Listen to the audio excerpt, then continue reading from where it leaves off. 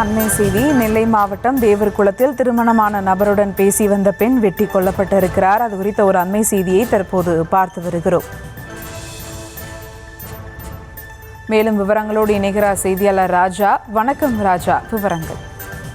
வணக்கம். திருநெல்வேலி மாவட்டம் தேவர்குளம் பகுதியில் சகோதரியின் நடவடிக்கையில் சந்தேகம் ஏற்பட்டதால் சகோதரர் அறிவாளால் வெட்டி கொண்ட சம்பவம் பெரும் பரபரப்பை ஏற்படுத்தியுள்ளது.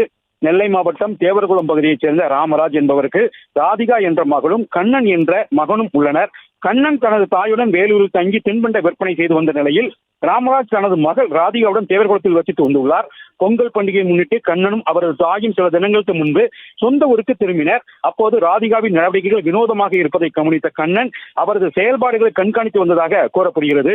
இந்த நிலையில்தான் தேவர்குளத்தைச் சேர்ந்த திருமணமான ஆண் உறவினரன் ஒருவருடன் ராதிகா அடிக்கடி தொலைபேசியில் பேசுவதை கண்ணன் கண்டறிந்துள்ளார். இது குறித்து குடும்பத்திடம் கண்டித்த போதிலும் அந்த உரையாடல்கள் தொடர்ந்ததால் கண்ணன் ஆத்திரமடைந்ததாக கூறப்படுகிறது. இதன் காரணமாக இருவருக்கும் அடிக்கடி வாக்குவாதம் ஏற்பட்டுள்ளது. மேலும் சம்பவத்தன்று இரவு மீண்டும் தகராறு ஏற்பட்ட நிலையில் வீட்டிலிருந்த அறிவாளை எடுத்த கண்ணன் ராதிகாவை வெட்டியுள்ளார்.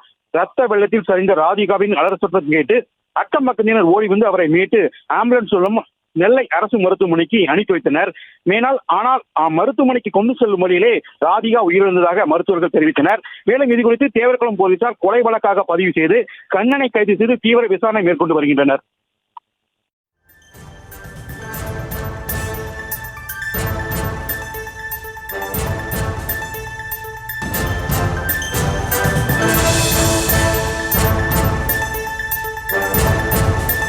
விவரங்களுக்கு நன்றி ராஜா.